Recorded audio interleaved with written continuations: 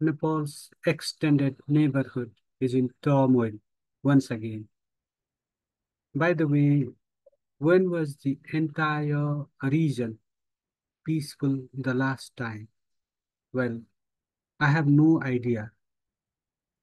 Recent anti-government protests in Bangladesh have sent the strife-torn country's Prime Minister, Sheikh Hasina Wajid, fleeing, fleeing on an 11th hour flight to the next door neighbor without even getting the opportunity to deliver an impromptu address to the nation, leaving the reins of power to the National Army.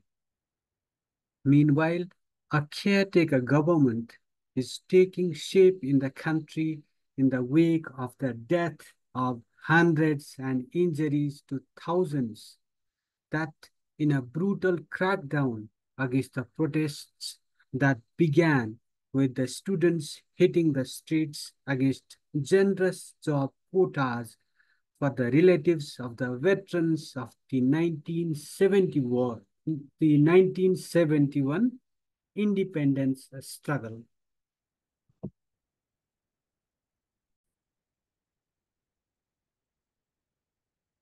These are some of the glimpses. The pictures are from the Associated Press.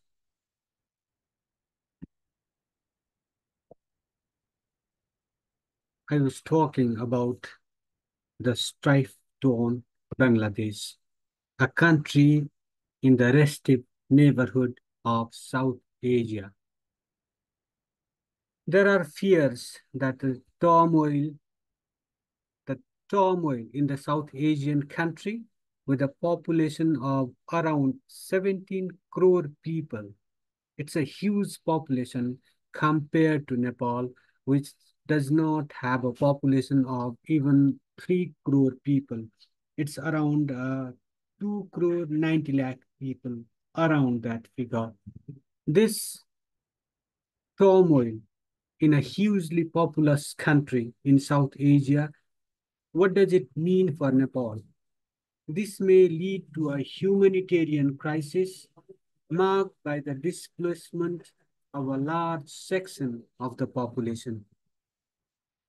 And if the past is any guide, such a crisis can have a huge impact on our ill-guarded, ill-governed, and instability-plagued country, where things are far from honky-dory. So grim is the situation that the government of Nepal, a country of around 2.9 crore people, the government of such a country has sent a large section of the national population abroad for jobs, given the lack of jobs and a conducive environment for employment generating industries at home. In this context, an influx of a large section of humanity to Nepal through a porous border with India. Such an influx will have a detrimental impact on Nepal and the Nepalese. Historically, this country has not shied away from providing for displaced populations from the extended neighborhood. This ill-prepared and ill-governed country has been providing for a significant number of displaced people from Myanmar, which these people sneaked into Nepal through a border that is open on our side.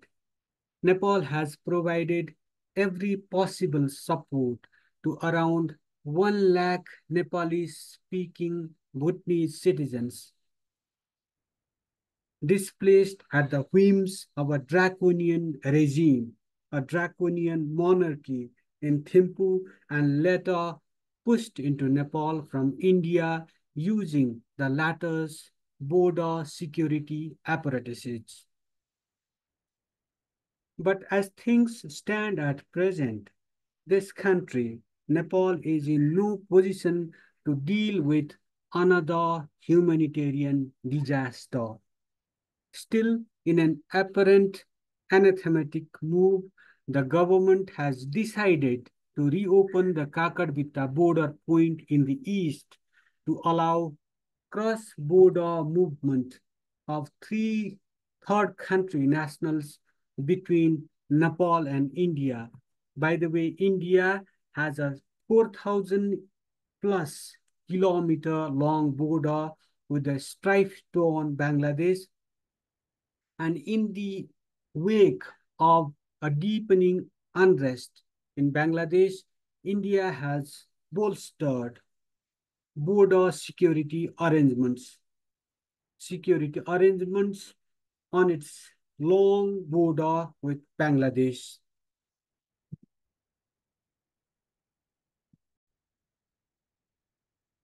Let me show you a map of Greater Nepal to just show how close we are with Bangladesh.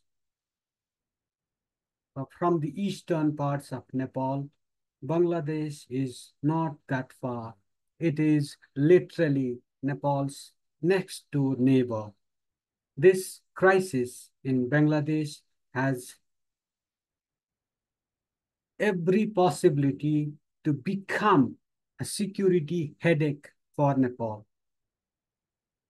It may just morph into another humanitarian crisis for Nepal, with this country having to provide for a large section of displaced populations, which will try to do every bit to sneak into Nepal through an open border with, I think, some support at least from the Indian state. If the past is any guide, this has happened more than once with Nepal at the receiving end of a humanitarian crisis,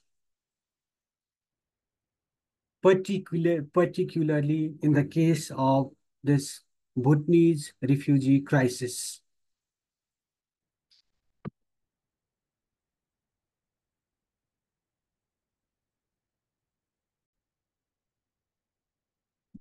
As things stand at present, Nepal is in no position to deal with another humanitarian crisis.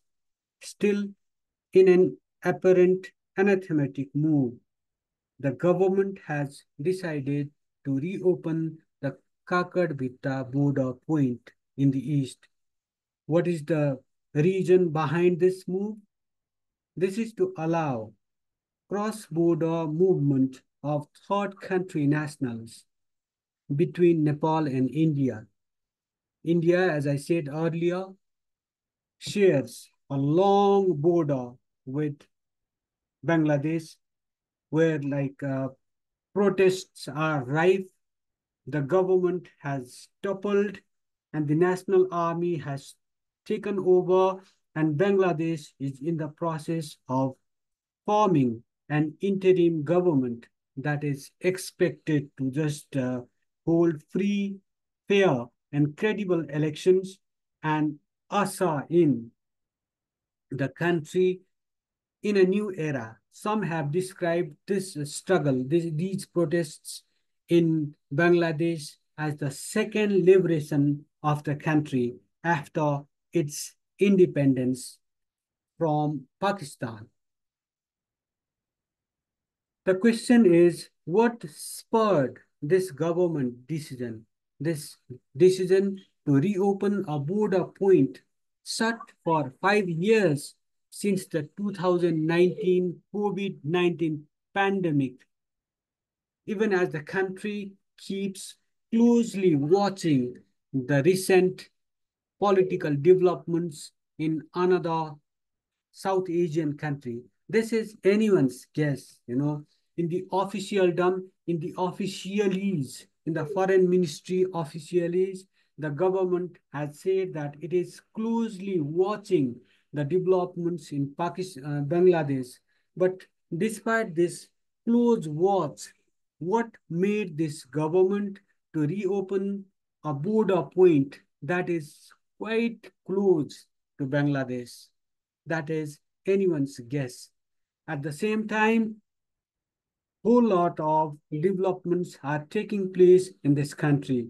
India's Foreign Secretary Bikram Misri is coming to Nepal next week in the first high-level visit from India since the formation of the CP and UML Nepali Congress coalition government. During his stay in Nepal, Misri will meet the most powerful people in Nepal. Imagine a foreign secretary meeting some of the who's who of a sovereign country.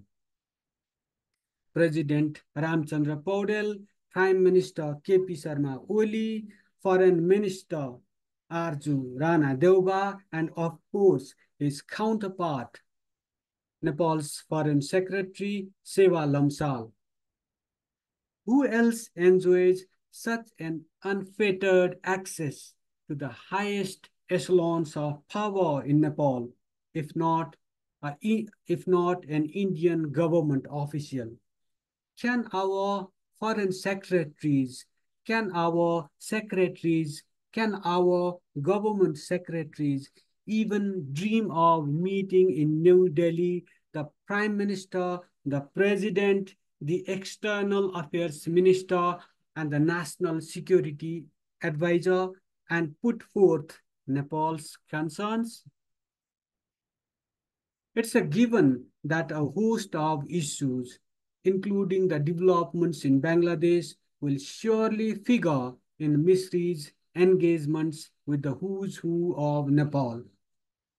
Will Nepal be under increased pressure to make room for displaced populations as the crisis worsens before a marked improvement in the situation in the restive South Asian country?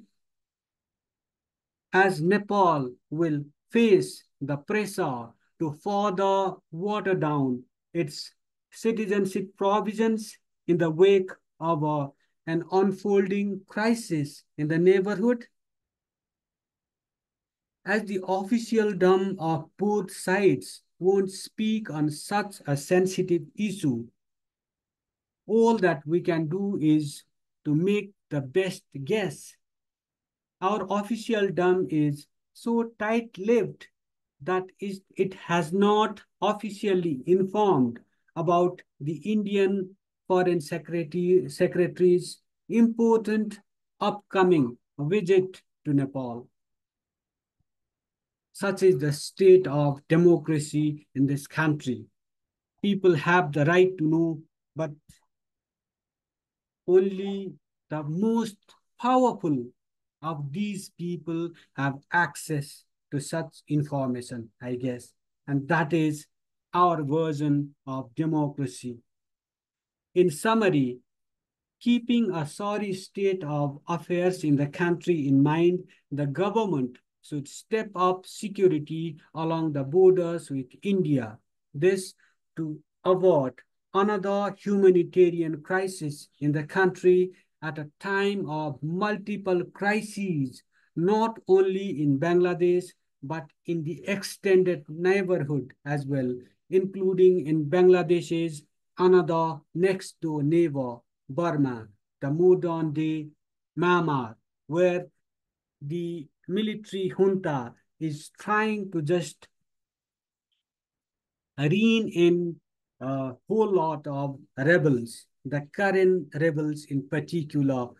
The sooner the government wakes up to the sooner this government wakes up to this unfolding crisis, the better for the country and the people. With this, I wrap up this edition of Soft Talk. I request you to channel, comment on our presentation and press that like button if it really touches your hearts and minds. Thank you for watching. Thank you for listening. Keep listening, keep watching our channel, keep supporting it. Thank you very much.